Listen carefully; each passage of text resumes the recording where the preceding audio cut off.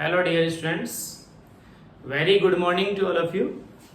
आज का हमारा टॉपिक है मॉल कॉन्सेप्ट का एक बहुत इंपॉर्टेंट टॉपिक जिसका नाम है number of malls.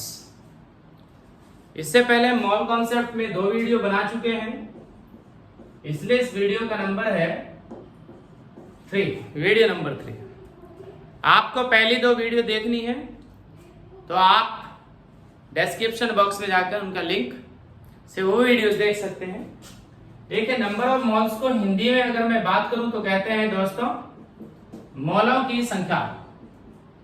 Number of malls निकालना बहुत आसान काम है, आप भी आज सीख जाएंगे। चलिए देखते हैं। देखना दोस्तों, पहली बात, नंबर ऑफ मॉल्स कैसे निकालते हैं। पहला फॉर्मूला, नंबर ऑफ मॉल्स यानी मोलों की संख्या इक्वल होता है गिवन मास अपॉन मोलर मास, यानी मोलों की संख्या बराबर होती है दिया गया द्रव्यमान अपॉन मोलर द्रव्यमान। कभी कभी हम इसको भार अपॉन अणुभार भी कहते हैं। नंबर ऑफ मॉल्स क्या होता है जी? Given mass upon molar mass. Okay, molar mass कैसे निकालते हैं ये पिछली वीडियो में हमने डिस्कस किया था। मोलर मास का मीनिंग क्या होता है?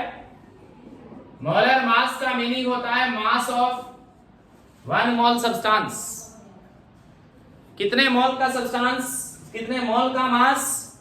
1 मोल का मास। जब 1 मोल का मास है ग्राम में, तो बताइए यूनिट क्या होगी इसकी? मास है तो ग्राम में है और 1 मोल के लिए है तो पर मोल यानी मोल इनवर्स। ओके, तो मोलर मास की यूनिट क्या होती है दोस्तों? ग्राम पर मोल या ग्राम मोल इनवर्स। चलिए देखते हैं, हमें अगर निकालना है, फॉर एग्जांपल हमें किसी ने कहा कि 392 ग्राम H2SO4 में नंबर ऑफ मोल्स निकालिए।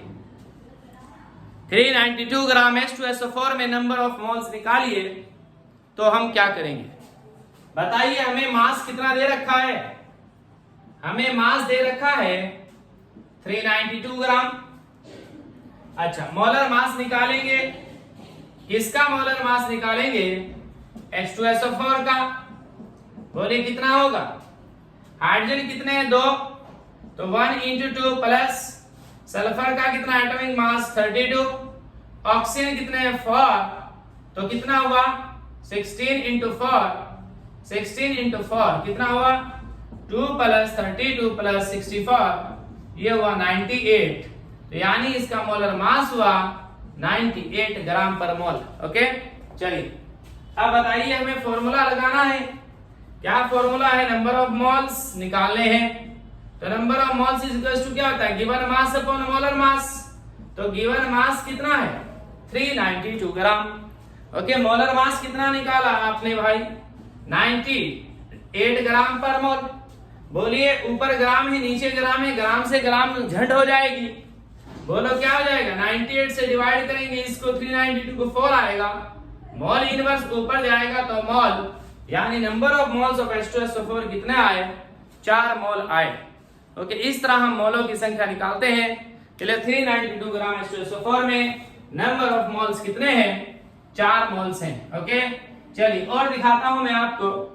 अगर हमारे पास क्वेश्चन है नंबर दूसरा, उसने हमें कहा 90 ग्राम वाटर है, 90 ग्राम वाटर में नंबर ऑफ मोल्स निकालिए।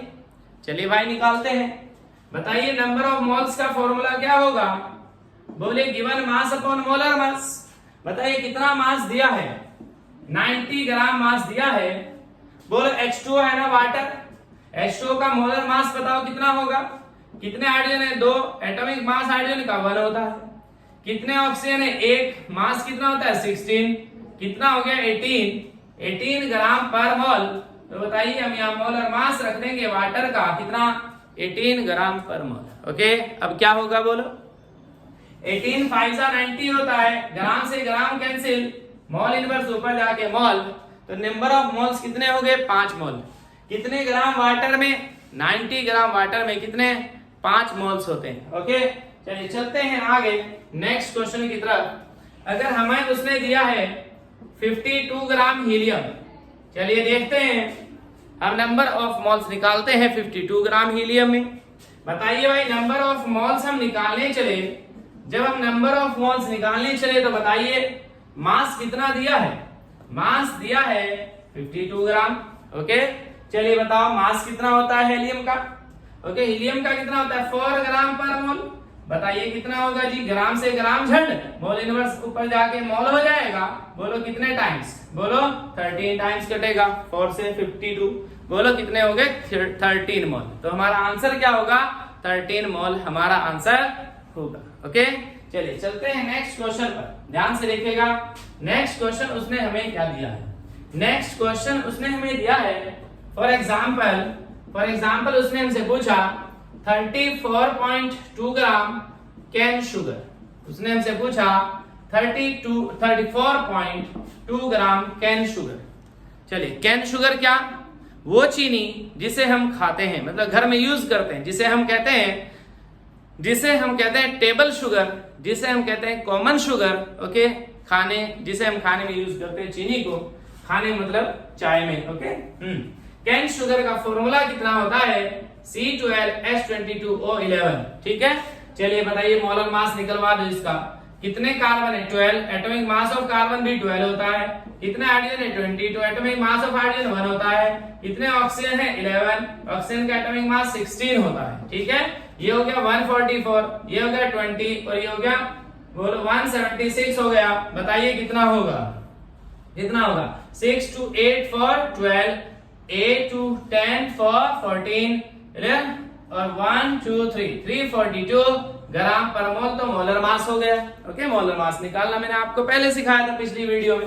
बताइए अब हमें निकालने हैं नंबर ऑफ मोल्स।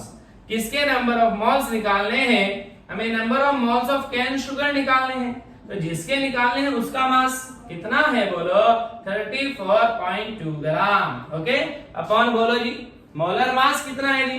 342 ग्राम पर मोल। बताइए जी, ग्राम से ग्राम झंड, मोल इनवर्स तो ऊपर जाएगा, मोल हो जाएगा।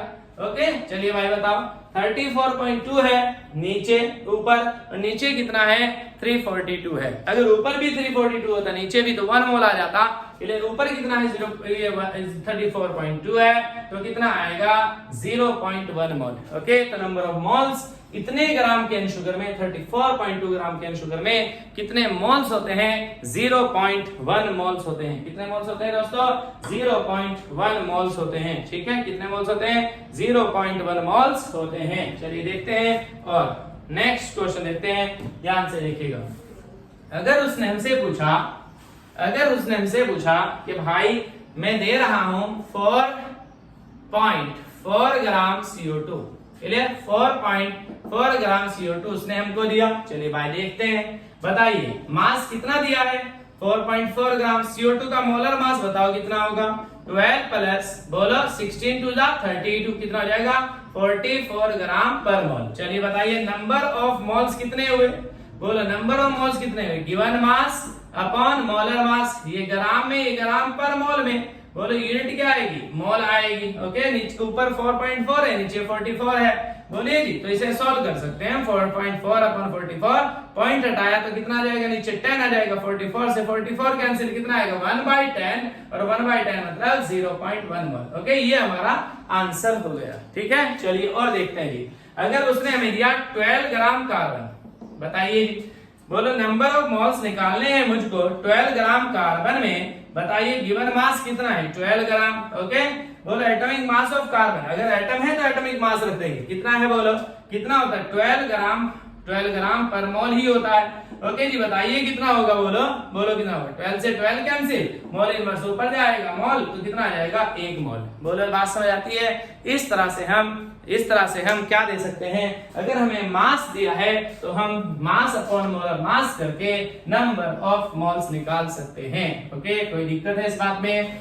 आई होप कि आप नंबर ऑफ मोल्स निकालना सीख गए होंगे। ठीक है, चलिए अब दूसरा तरीका नंबर ऑफ मोल्स निकालने का। यहां तो आपको मास दिया है, क्लियर? मास को आपने डिवाइड कर दिया मोलर मास से, क्या निकल गया? Number of moles. ओके, लेकिन अगर आपको वॉल्यूम दिया है, अगर आपको वॉल्यूम दिया है तो फिर आप नंबर ऑफ मोल्स कैसे निकालेंगे, ध्यान से देखिएगा। इससे अगर आपको नंबर ऑफ मोल्स निकालने हैं वॉल्यूम से, तो आपको एक बात सीखनी पड़ेगी। पहले क्या सीखना पड़ेगा आपको कि मोलर वॉल्यूम क्या होता है। आपको सीखना पड़ेगा मोलर वॉल्यूम क्या होता है, यानी मोलर आयतन क्या होता है, ये आपको सीखना पड़ेगा। ध्यान से देखिएगा, मैंने आपको पिछली वीडियो में बताया था, जहां भी मोलर आएगा वहां क्या मतलब होता है, ऑफ 1 मोल। और यहाँ क्या लिखा है, वॉल्यूम, यहाँ आप लिख दो वॉल्यूम। बताइए क्या हुआ इसका मतलब, वॉल्यूम ऑफ 1 मोल। ओके, क्या मतलब हुआ, वॉल्यूम ऑफ 1 मोल हुआ। इसलिए मोलर वॉल्यूम का मतलब क्या हुआ, एक मोल का वॉल्यूम। एक मोल के आयतन को मोलर आयतन कहते हैं, एक मोल सब्सटेंस के वॉल्यूम को मोलर वॉल्यूम कहते हैं। समझिए आप ये बात, मोलर वॉल्यूम क्या होता है जी, क्लियर है, ठीक है। तो क्या होता है मोलर वॉल्यूम, मोलर वॉल्यूम कितना होता है, एक मोल के वॉल्यूम को मोलर वॉल्यूम कहते हैं। ओके, चलिए अब डेफिनेशन की बात करते हैं कि डेफिनेशन क्या होती है। ध्यान से देखिएगा, ध्यान से। मैंने क्या लिखा यहाँ, मैंने लिखा द वॉल्यूम ऑफ 1 मोल। क्या लिखा मैंने, the volume of 1 mole. Okay, चलिए अब वॉल्यूम किसके केस में लेंगे, the volume of 1 mole of a gas. Clear, किसका, किसी गैस का। कहां पर लेंगे, एनटीपी, एट एनटीपी। एनटीपी क्या होता है दोस्तों, एनटीपी होता है normal temperature and pressure. Normal temperature and pressure को हिंदी में कहते हैं सामान्य ताप दाब। ओके, सामान्य ताप दाब, नॉर्मल टेम्परेचर प्रेशर। अच्छा, नॉर्मल टेम्परेचर एंड प्रेशर कितना होता है, नॉर्मल टेम्परेचर होता है 273 केल्विन। ओके, और नॉर्मल प्रेशर कितना होता है, 1 एटमॉस्फेयर, यानी एक वायुमंडल। ठीक है भाई, चलिए क्या लिखा आपने, the volume of 1 mole of a gas at NTP is called molar volume. क्या होता है जी मोलर वॉल्यूम, ध्यान से देखो जी। किसी गैस के 1 मोल का वॉल्यूम क्या होता है, मोलर वॉल्यूम। कब, जब एनटीपी हो, यानी नॉर्मल टेम्परेचर एंड प्रेशर हो, सामान्य ताप दाब हो। क्लियर, तो मैं क्या कह सकता हूं इसे, क्या कह सकता हूं इसे मैं, सामान्य ताप दाब पर किसी गैस के 1 मोल का आयतन, किसी गैस के 1 मोल का आयतन मोलर आयतन कहलाता है। ठीक है, समझ में आ गई बात।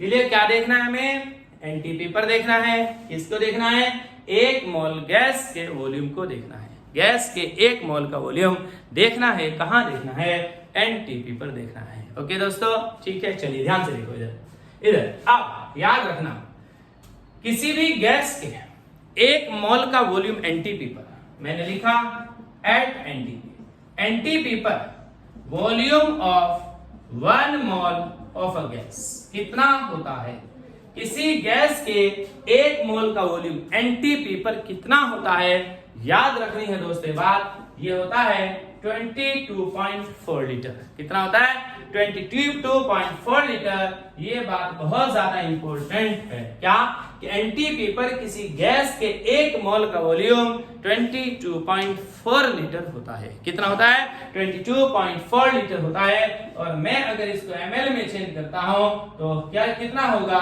22,400 ml।